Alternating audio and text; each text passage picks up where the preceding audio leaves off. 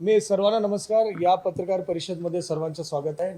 नाशिक जिल्ह्यामध्ये मागचे 3 दिवसमध्ये झालेले सतत पाऊस आणि त्याच्या पूर परिणाम जो त्याच्या अनुषंगाने झाला, त्या अनुषंगाने या पत्रकार परिषद आपण घेतोय. त्याच्यामध्ये या पत्रकार परिषदमध्ये नाशिक शहराचे सन्माननीय आमदार देवयानी फरांदे मॅडम, आदरणीय डिकले साहेब, आदरणीय ठिकाणी उपस्थित असलेले सगळे अधिकारी वर्ग सगळ्यांचे या ठिकाणी स्वागत करतो. सगळे पत्रकार बांधवांचे स्वागत करतो.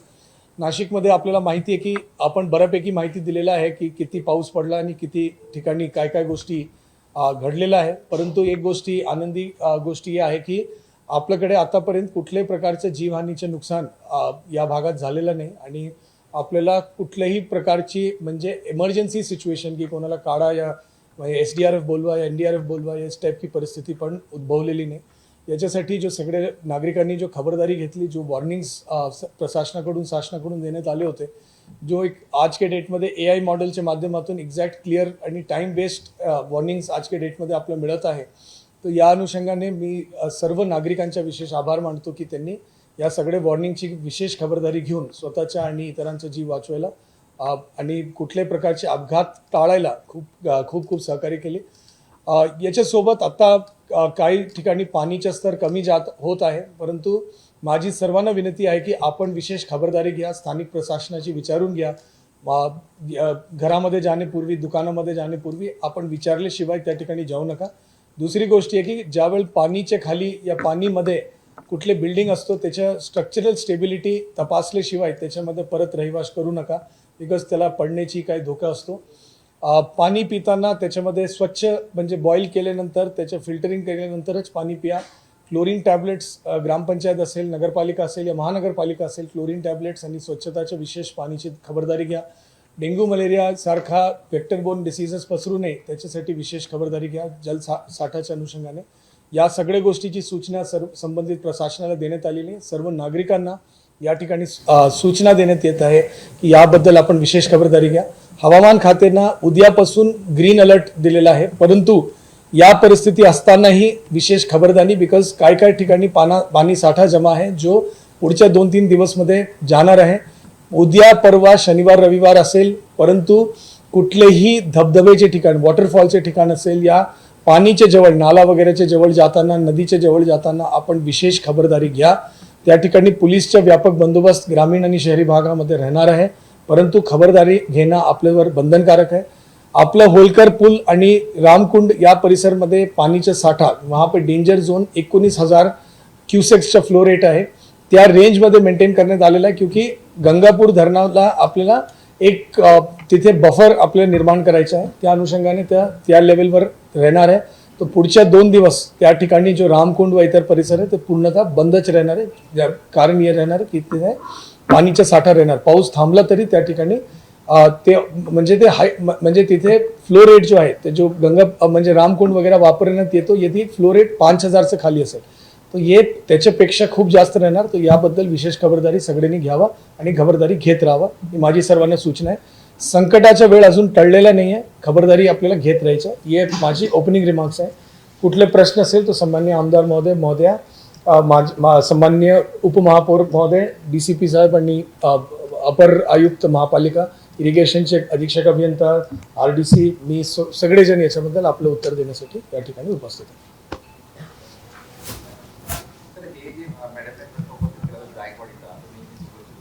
जायकवाडीमध्ये किती पाणी गेलं ते आपण मायनस करतो नंतर येणाऱ्या बजेटमधून जे मागायचं असतं आपल्याला की ते नॅचरल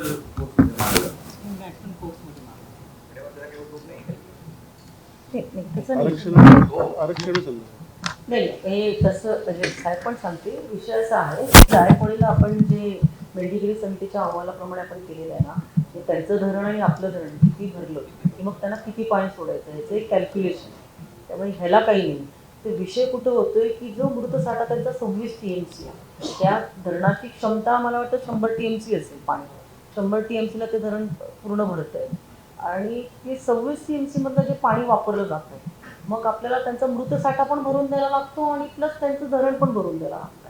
आणि मृत साठा भरून देताना मग आपल्या वरच्या धरणांवरती त्याचा अन्याय होतो आणि जिल्ह्यावरती अन्याय होतो. आज त्यांच्याकडे फ्लड इरिगेशनने ऊसाची शेती होती, परंतु आपल्याकडे मग ते सगळेच विषय त्या कायद्याच्यामुळे समन्वयाच्यामुळे ऍक्च्युली समन्वयी कायदा हा फक्त वन वे झालेला आहे, हा त्यांच्यासाठी झाला, समन्वयी नाहीच आहे. काही amendment नाशिकवरती अन्याय त्यांच्यासाठी न्याय. काही काही amendment झाले समजलं का? आता अमेंडमेंट आपण केल्या ना, माझी CW MWRRA कडे माझी पिटिशन होती आणि त्या पिटिशनच्या नुसारच त्याच्यामध्ये ज्या काही आम्ही सगळी माझी आपण मुद्दे उपस्थित केलेले होते त्या सगळ्या मुद्द्यांना अनुषंगाने मग ते मेंढीगिरी समितीचा अहवाल जो आहे तो पूर्ण रिवाईज झाला, त्याच्यावरती अजून तो फायनल व्हायचं काम बाकी आहे. त्याचं हिअरिंग वगैरे सगळं संपलेलं आहे, पण फक्त त्याचं फायनल होणं काम बाकी आहे.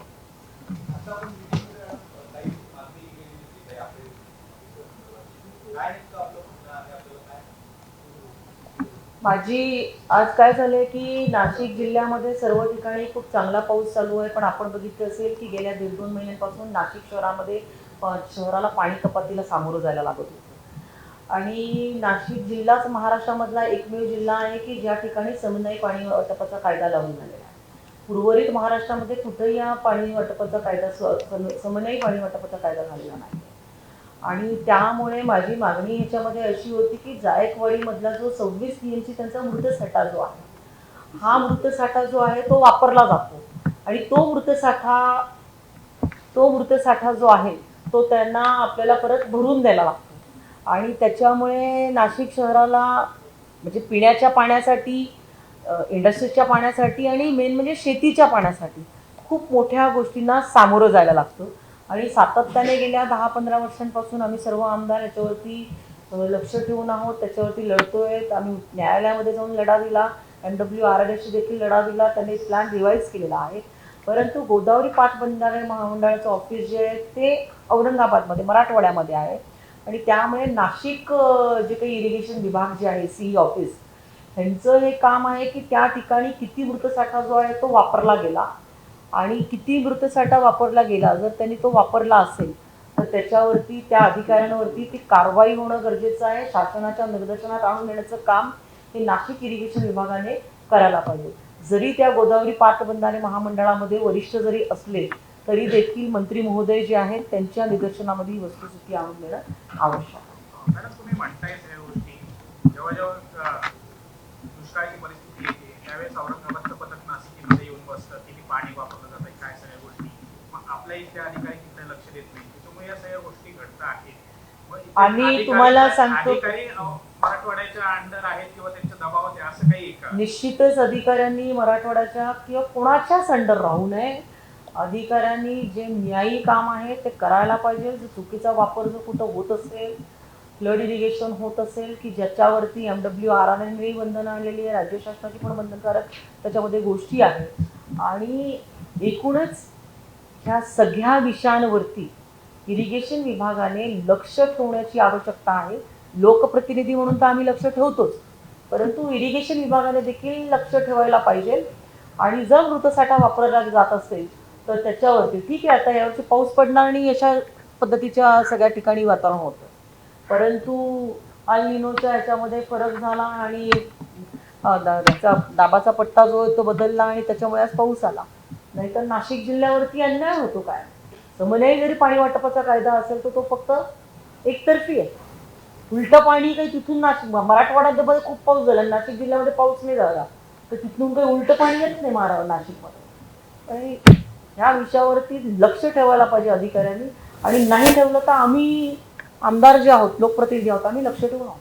मध्यंतरी मागणी केली होती, ते जे ऑफिस आहे तेच ऑफिस इकडे शिफ्ट करावं नाशिकमध्ये. माझी कायम मागणी आहे. मला माहीत नाही की ते ऑफिस का इथे शिफ्ट केलं जात नाहीये. गोदावरी पाटबंधारे महामंडळाचं ऑफिस खऱ्या अर्थाने पाणी इथून सोडलं जातं. पाण्याचं नियोजन सगळं इथून सुरू करायला लागतं. पाण्याचा येवा जो आहे आणि जावक जे आहे ती सुद्धा इथूनच सगळी कॅल्क्युलेट करायला लागते. मॉनिटर सगळं इथून करायला लागतं. पण ते ऑफिस जे आहे हे तिथं आहे. मी सातत्याने मंत्री महोदयांशी देखील या विषयावरती चर्चा केलेली आहे, पण तो अद्यापपर्यंत त्याच्यावरती निर्णय झालेला नाही. आत्ताच त्यांनी जे सांगितलेलं आहे, जो आपल्याला स्लाइड शो दाखवला की त्याच्यामध्ये 85,000 क्युसेक्स पाणी, म्हणजे आज बरोबर आहे ना, 8.6 TMC पाणी, 8.6 TMC पाणी या 2 दिवसामध्ये जवळपास त्यांना गेलेला आहे. त्याच्यातलं आपण असं म्हणू की काही इव्हॉपरेशन होतं, काही शेतीसाठी वापरलं जातं, पण 5 TMC पाणी 48 तासामध्ये त्यांच्याकडे निश्चित स्वरूपामध्ये पोहोचणार आहे. मराठवाड्यामध्ये देखील चांगला पाऊस चालू आहे.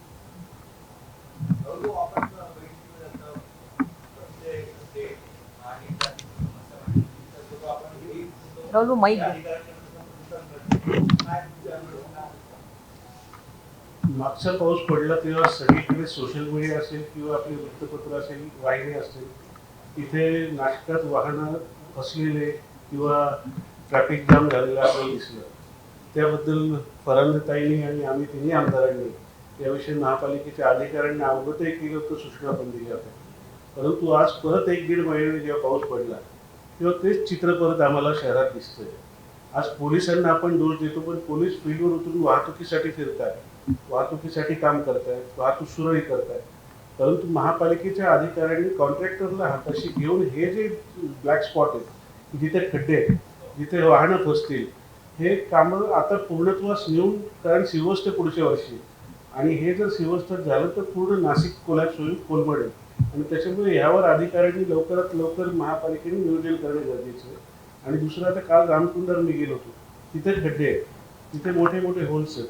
एखादा जर त्या खड्ड्यात पडला आणि मुंबईसारखी घटना घडली तर आपल्याला ते जीवित हानीपासून जर वाचायचं असेल तर नियोजन करणं गरजेचं आहे. त्यासाठी महापालिकेला आम्ही सेपरेट बांधकाम विभाग आणि सगळ्यांची बैठक फरांदेताईंच्या नेतृत्वाखाली लावून लवकरच आम्ही याविषयी नक्कीच शहराचा जो निर्णय आहे तो लवकर घ्यायला. राहुल, तिकडे आडगावकडे एक परवा एक बस अडकली लहान मुलांची, त्याच ठिकाणी दुसरी बस दुसरी अडकली, तिसऱ्या दिवशी आज पण एक गाडी अडकली. 3-3 दिवस होऊन सुद्धा त्या ठिकाणी किमान बेसिक सुविधा ज्या त्या महापालिकेने देणं अपेक्षित म्हणजे लोकांना दिसत नाही. तुम्हाला सुद्धा आता इथं येऊन तक्रार करावी लागते असं वाटतं.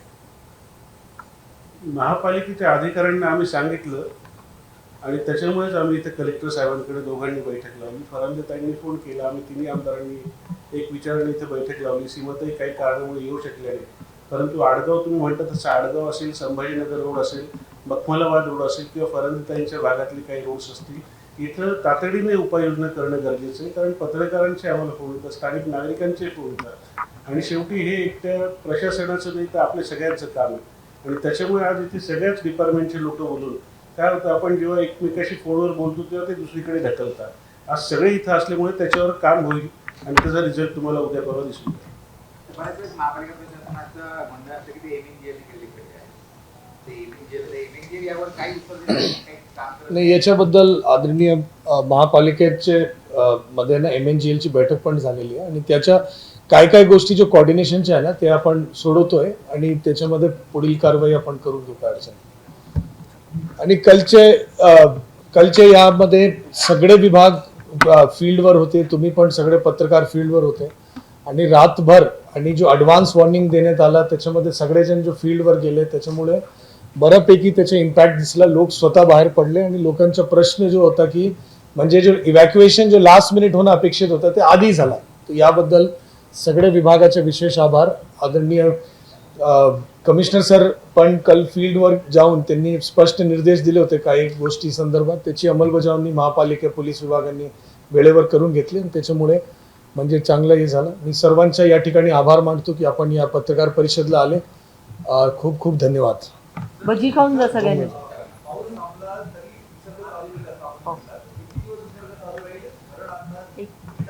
मॅडम आता 95% ना, आता आपण आय थिंक 85 पर्यंत घेऊन जाण्याचा प्रयत्न, 10% कम करायचं.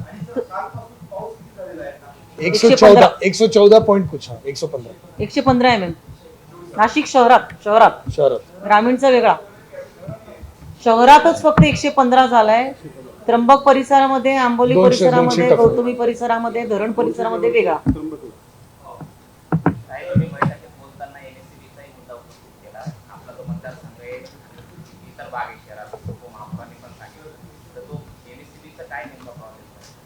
MACBच्या बाबतीमध्ये व्होल्टेजचं फ्लक्च्युएशन होणं या संदर्भामध्ये आणि आज CE अवेलेबल नाहीये. त्याही दृष्टिकोनातून आपत्तीमधलं नियोजन आणि वारंवार लाईट न जाणं आणि हे जे व्होल्टेजचं फ्लक्च्युएशन आहे त्या दृष्टिकोनातून 1-2 दिवसामध्ये कलेक्टर साहेबांकडे. आणि याच्या संदर्भात बेसिकली काय आपल्याकडे ओव्हरहेड केबल्स आहेत, ज्यावेळी पाऊस सुरू होतो आणि त्याच्यामध्ये वादळ वारे असेल तर लाइटनिंग म्हणजे त्याच्यामध्ये शॉर्ट सर्किट अवॉइड करण्यासाठी त्या ठिकाणी इलेक्ट्रिक्युशन कोणाचे होणे म्हणून ते लाईट बंद करतात, नॉर्मल बाब आहे. परंतु त्या सगळे करताना जसे मॅडमनी जो प्रश्न उपस्थित केला त्याची गंभीरता घेता आपण पुढच्या 2 दिवसमध्ये म्हणजे सोमवार मंगळवारच्या दिवशी सगळ्यांना त्या बैठकीत बोलून आपण योग्य सूचना दिल्या. साम टीव्ही मला बघायला आवडतो कारण त्यावर दाखवल्या जाणाऱ्या बातम्या रिलेट करतात.